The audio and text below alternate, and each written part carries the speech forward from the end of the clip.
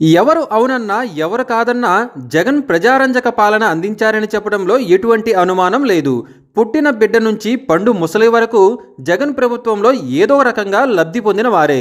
ఎటువంటి మధ్యవర్తులు, పెత్తందారులు లేకుండా ప్రజలకు నేరుగా ప్రభుత్వ పథకాలను అందించిన సీఎం ఎవరైనా ఉన్నారా అంటే అది ఖచ్చితంగా జగన్ అనే చెప్పాలి.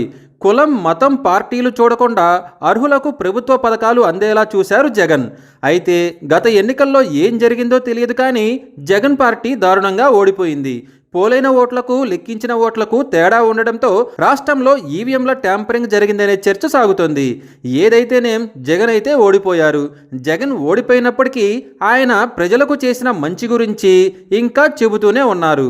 గత ప్రభుత్వంలో వైఎస్ జగన్ అమలు చేసిన సంస్కరణలు ఇప్పటికీ ప్రజల్లో ఉన్నాయంటే అతిశయోక్తి కాదు. తాజాగా కేంద్ర ప్రభుత్వం సైతం జగన్ పాలనపై ప్రశంసలు కురిపించింది.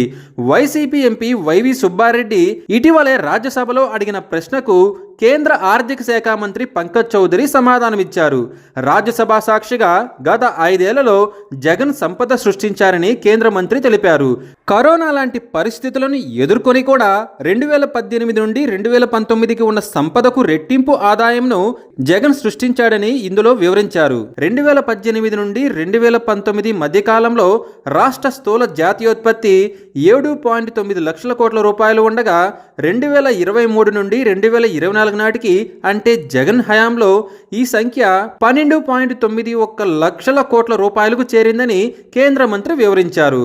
కరోనా వంటి కష్ట సమయంలో కూడా జగన్ ప్రజలకు ఎప్పుడూ కూడా సంక్షేమ పథకాలు అందిస్తూనే ఉన్నారు.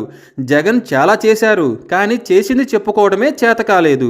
చేసింది గోరంతైనా చెప్పేది కొండంత ఉన్న సమాజంలో మనం ఉన్నాం. అలాంటిది ప్రజలకు ఇంత చేసినా కూడా ఇది చేశామని చెప్పుకోవడంలో జగన్ ఫెయిల్ అయ్యారు. ఈ కారణంగానే జగన్ ఓడిపోయారని చెప్పడంలో ఎటువంటి అనుమానం లేదు.